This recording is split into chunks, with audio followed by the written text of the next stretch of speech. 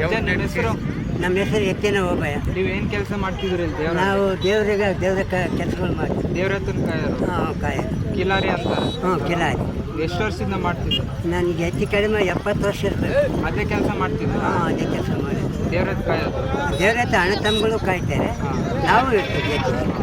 ದೇವ್ರ ಎತ್ತುಗಳು ಅಂದರೆ ಹೆಂಗೆ ಬಿಡ್ತಾರೆ ಇವು?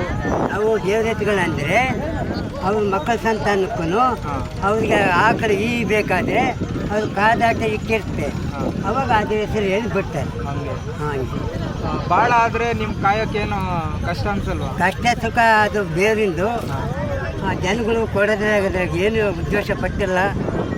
ಆಗ ಏನು ಸುಖ ಕಷ್ಟ ಆ ಭಗವಂತಗೆ ಆ ಗೋವುಗಳಿಗೆ ಸೇರಿದ್ದಾರೆ. ಇವಾಗ ನೀವು ಕಾಯ್ತಿದ್ದೀರಾ, ನೆಕ್ಸ್ಟು ನಿಮ್ಮ ಮಗ ಮೊಮ್ಮಕ್ಕಳವ್ರು ಬರ್ತಾರೆ, ಅವ್ರಿಗೆಲ್ಲ ಅಷ್ಟೇ ಅದು ಹಿಂಗೆ ಹೋಗ್ತಿರೋದು. ಅದು ಅಲ್ಲ ಈ ಜನರೇಷನಲ್ಲಿ ನಿಮ್ಮ ಥರನೇ ದೇವ್ರ ಕಾಯ್ಬೇಕಲ್ಲ, ಅವಾಗ ಏನು ಮಾಡ್ತೀರಾ? ನಮ್ಮ ಥರದಲ್ಲಿ ಈಗಿನಾರು ಕಾಯ್ದು ಈಗಿನಾರು ಕಾಯಲ್ಲ. ಮತ್ತೆ ಅದಕ್ಕೆ ಪರಿಹಾರ ಏನು? ದೇವ್ರ ಕಾಯೋರು ಏನು ನೀವು ಅವ್ರ ಮನ ಪರಮಾತ್ಮ ಕೊಡೋದು ಅವನಿಗೆ. ಜನಗಳು ಅವ್ರ ಕಾಯರಿಗೆ ಯಾರು ಉದ್ದೇಶ ಪಟ್ಟು ಅವ್ರಿಗೆ ಇದೇನು ಮಾಡಿಲ್ಲ. ಇಷ್ಟು ಕೋಮದಾರಗಳೇ ಆಯಿತು, ಯಾರೇ ಆಯಿತು, ಅದು ತಿಳ್ಕೊಂಡ ಪರಮಾತ್ಮನ ಅವ್ನು ಸಲ್ಬೋದು ಅವನೇ.